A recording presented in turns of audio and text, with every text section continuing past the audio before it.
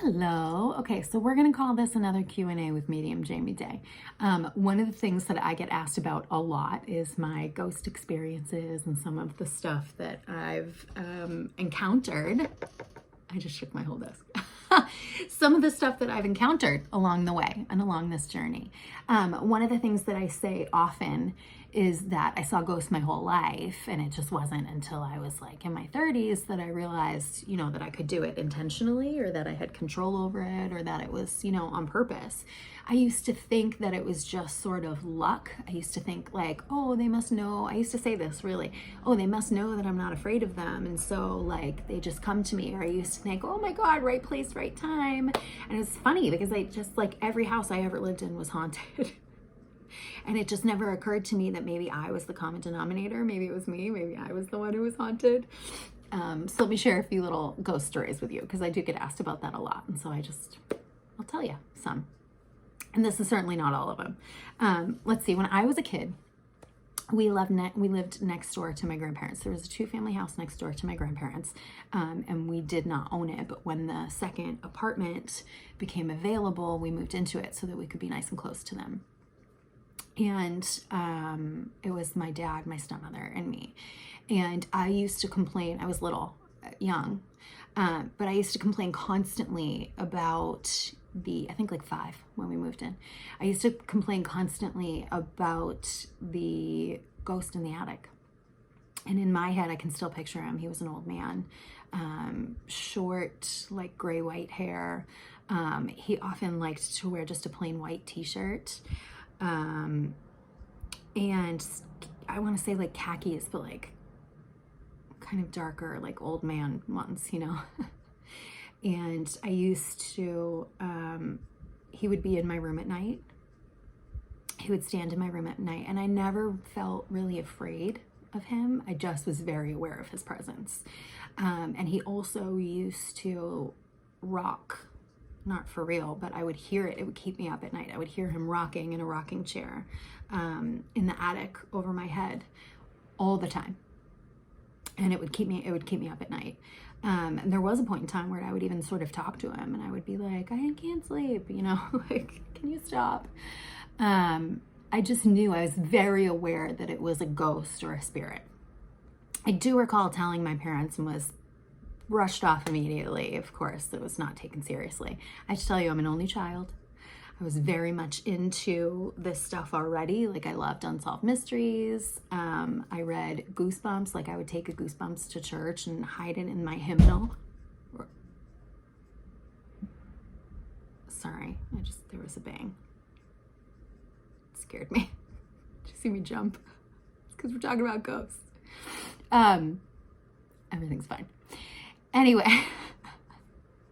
I was kind of a weird kid, right? So my parents just did not take me seriously in any way, shape, or form. And I'll be honest with you, even if I wasn't a weird kid, even if this wasn't something that I was already into, I'm not sure my parents would have taken me real seriously anyway. Just because of the type of people they were. They both were like worked in engineering and were analytical and whatever. And I was not, never have been. Funny part of that story, I will tell you, when I was about 16, I want to say I was in an English class, and she tasked us with writing a ghost story, fictional, make it up ghost story.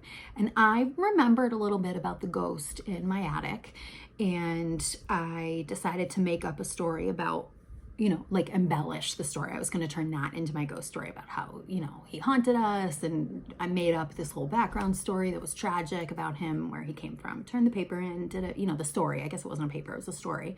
Turned the story in, got a decent grade, brought it home to my parents. My dad was wigged. He was like, who told you about this? And I'm like, what are you talking about? So I brought it over to my grandparents and I showed it to them, and every detail of it was true. It had been exactly what had happened. What I had said there was one difference. What I had said in my paper or my story was that the man, so distraught over the loss of his wife, took his own life. And he did it in the garage. And that's why they tore the garage down, which, by the way, is a true story. that's why they tore the garage down. I don't know if that's why they tore the garage down, but there had been a garage that they had torn down. In my story that I wrote, I said that he was so distraught over the loss of his wife that he had taken his own life. And in my story, I said that my grandmother had found him. And the only thing I got wrong was that the person that found him was my grandfather. Otherwise, that is exactly what happened to this man that lived in my attic. And I still will occasionally drive by that house to this day, and I have seen him in the window looking out at me. So I know that he's still there, and I know that he's friendly, and I know that he enjoys being in that space, in that home, because it makes him feel closer to his wife. So, yeah. So that's one. Another story, this one's a little bit creepy. This one's a little bit spooky. And I think I'm going to wrap it up at this. I'll just give you guys a couple little stories today. So after I moved out of my family home that I grew up in, I moved to an apartment in downtown Salem. And it was in the McIntyre district, which is one of the oldest and most historic districts in town. I actually lived on the same street as the City Hall, the Federal building. I lived on Federal Street, which is what, it's called Federal. I lived way down the other end, though, where it was like one-way cobblestones. I mean, it was very old. And so my apartment was on the top floor in the back of the building. In my kitchen, we had a dumbwaiter even, you could open it and look down and you could like wheel stuff up. Because where I lived had previously been sort of the servants' quarters. My bedroom was like the servants' quarters, my apartment of the building, because it was such a big building and one family had owned it and it had been like this lovely, fancy, expensive building. We had the historic plaque on the front.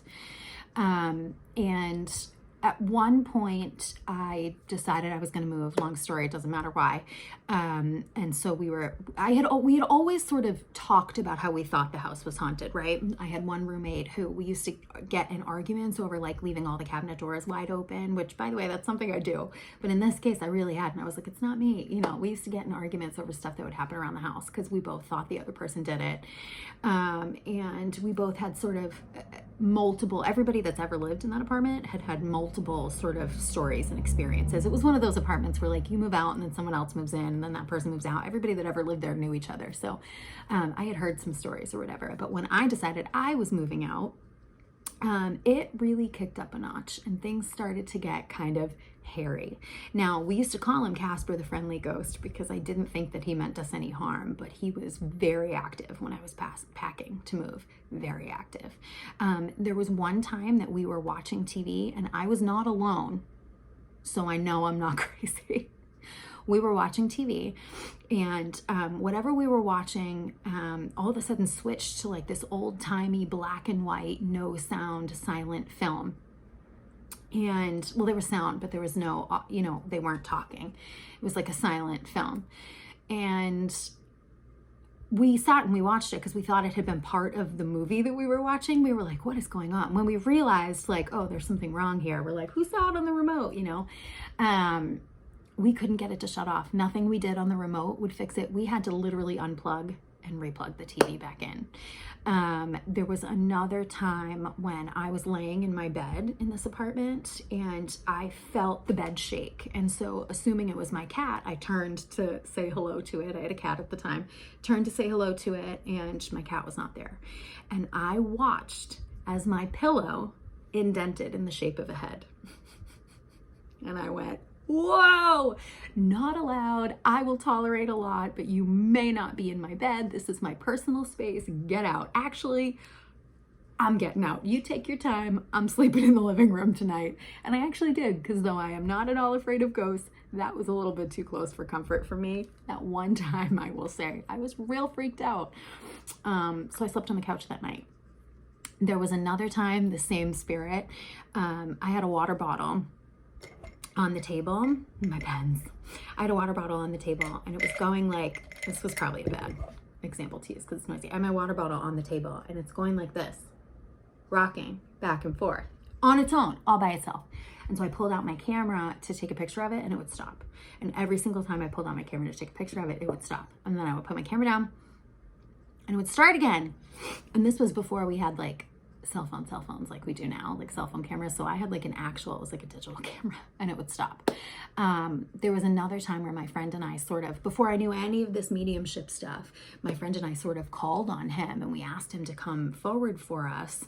And we were like, we're going to take pictures. Please show yourself. Like, we want to see you. And I'll have to see if I can find them somewhere. I think they're stuck on my old broken laptop. But we took tons of pictures and there were so many orbs. But the weirdest thing was on my couch, there was like a giant floating face. Like, you could see clear as day a face in the orb. And then one of the other weird things is that a lot of my windows, it was pitch black out. It was nighttime when we did this. And a lot of my windows had strange, like different angled beams of light. It looked like it was a sunny day outside behind my curtains. And the beams of light were like angled in strange different directions. So it was very weird. That house was like super haunted. I lived in another apartment in Salem that was even older than that, and it actually was in a former church, and I never felt anything in that house. However, it was across the street from the House of Seven Gables, and I experienced stuff just walking by. I would see a little ghost girl often. I used to DJ karaoke at the VFW in Salem, and I would walk, after the bar was closed, I would walk home, because it was just a block away, and I would walk directly by the House of Seven Gables on the way to my house, because I lived across the street, like this. And I would often, more than once, would see the ghost of a girl playing outside on their grounds. So those are just a few of the experiences that I personally have had. I've had a lot of them, and I look back and I realize, like, if only I'd known, if only I had known. So please don't be afraid if you're having ghosty experiences. It's actually normal, dare I say it, at least in my world. And you don't have to be afraid, because for the most part, they cannot and do not wish to hurt you. They're just trying to get your attention and say hello. So say hello back and see what happens. That's all I have for you today. Have an awesome one, and I'll talk to you soon.